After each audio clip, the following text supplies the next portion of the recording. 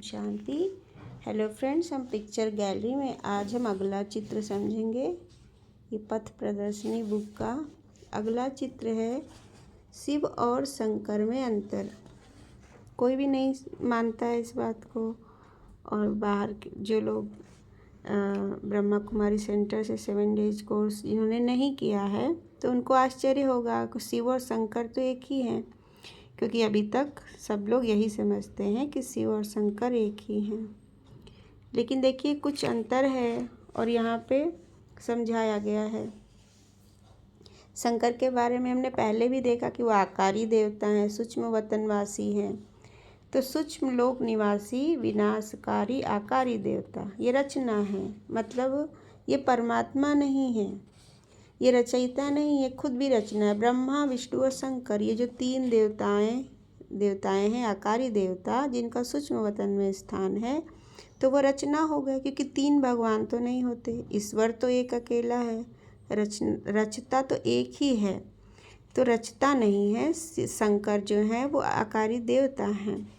और जो शिव का गायन है, जिनको हम शिवलिंग के रूप में याद करते हैं, वो परमात्मा हैं, वो एक ही है, जो कि सारे धर्म जिनको गॉड, ईश्वर, ऑलमाइटी, फादर जो भी बोलते हैं, वो शिव की यादगार उनकी है। जो हम शिवलिंग के रूप में याद करते हैं तो वो परमात्मा की याद है, और शंकर आकारी देवता हैं।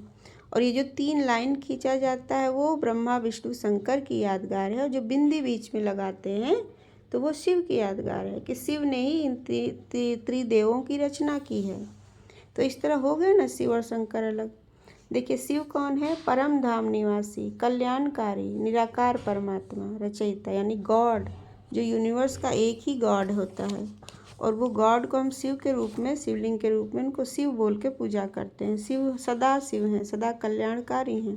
लेकिन शंकर को तपस्या करते हुए दिखाया है तपस्वी रूप में, तो वो एक आकारी शरीरी देवता हैं। और वो वैसे भी आकारी शरीर तो सूक्ष्म वतन में है, लेकिन यादगार ये तपस्वी स्वरूप शंकर का हम सबका ही है, जो हम यहाँ संगम युग पे तपस्या कर रहे हैं बेहद का संन्यास मन से। तो वो तपस्वी स्वरूप शंकर का सभी स्त्री पुरुष का ही है। उनको देखिए कभी कभी अर्धनारीश्वर के रूप में भी दिखाया जाता है, यानी शंकर संपूर्ण स्वरूप आत्मा का है, जिसमें आत्मा में ही स्त्री और पुरुष दोनों के संस्कार है समाये हुए हैं। किसी जन्म में इमर्ज होगा पुरुष वाला संस्कार, जब पुरुष का जन्म लेंगे, जब आत्मा स्त्री शरीर में जाएगी तो स्त्री वाले संस्कार इमर्ज होते हैं। तो इसलिए शंकर को अर्धनारीश्वर के रूप में भी दिखाते हैं, कि वो मनुष्य के परफेक्ट स्वरूप का उदाहरण है, तपस्वी स्वरूप का। जब आत्मा अंतिम जन्म में अपने तपस्या करती है तो वो फिर उसकी 3rd आई चक्रा खुल जाती है तपस्या करने से। जब हम राजयोग से मेडिटेशन करते हैं, हमारा अजना चक्र, जो कि ये भ्रिकुटी के मध्य में आत्मा के ही पास होता है, अजना चक्र खुलता है और फिर आत्मा को सब कुछ दिखने लगता है। तो देखिए, और शिवरात्रि में परमात्मा शिव का अवतरण दिखाया है। शिव आते हैं तो सारे विकार नष्ट हो जाते हैं, असुर के रूप में दिखाया है विकारों को। शिव और शंकर में अंतर। बहुत से लोग शिव और शंकर को एक ही मानते हैं, परंतु वास्तव में इन दोनों में भिन्नता है। आप देखते हैं कि दोनों की प्रतिमाएं भी अलग अलग आकार वाली होती हैं। शिव की प्रतिमा अंडाकार अथवा अंगुष्ठाकार होती है, जबकि महादेव शंकर की प्रतिमा शारीरिक आकार वाली होती है। शिव को हम शिवलिंग के रूप में दिखाते हैं, पिंड के रूप में।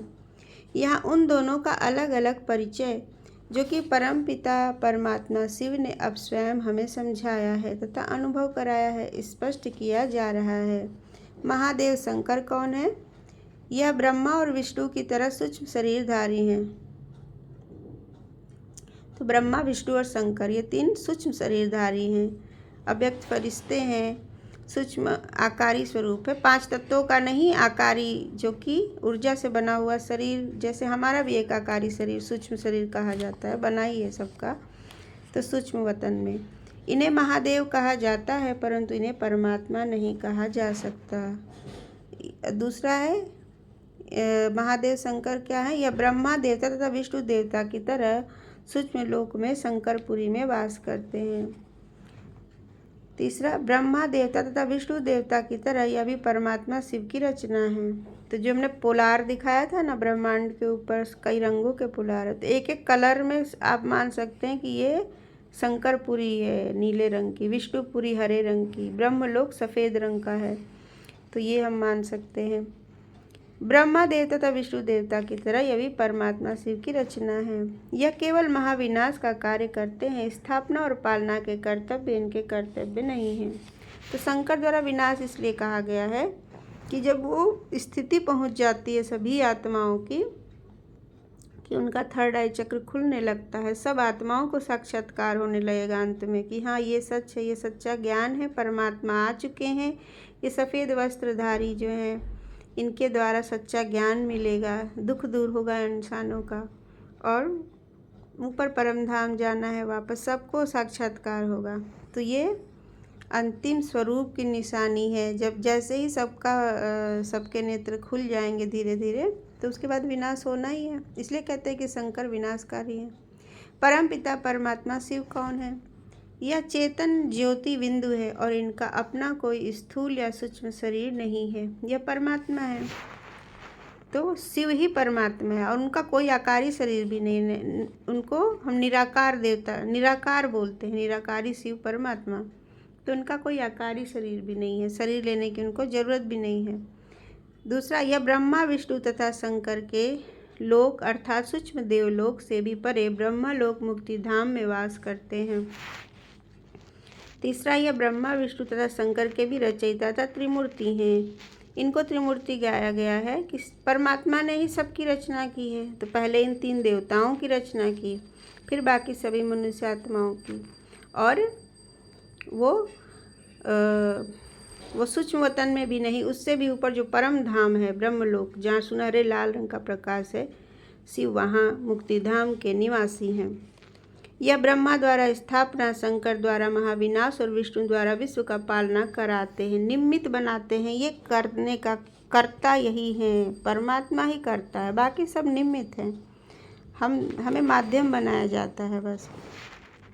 शिव का जन्मोत्सव रात्रि में क्यों? वो हमने शिवरात्रि वाले पिक्चर में समझा था। तो कि रात्रि यानी अज्ञान अंधकार और कलयुग के अंत में ही शिव को अवतरण लेना पड़ता है, इसलिए हम मानते हैं कि शिव का जन्मोत्सव रात्रि में है। ज्ञान सूर्य शिव के प्रकट होने से सृष्टि से अज्ञान अंधकार तथा विकारों का नाश हो जाता है। Thank you friends. हम अगले सेशन में चित्र प्रदर्शनी का अगला चित्र समझेंगे। ओम शांति।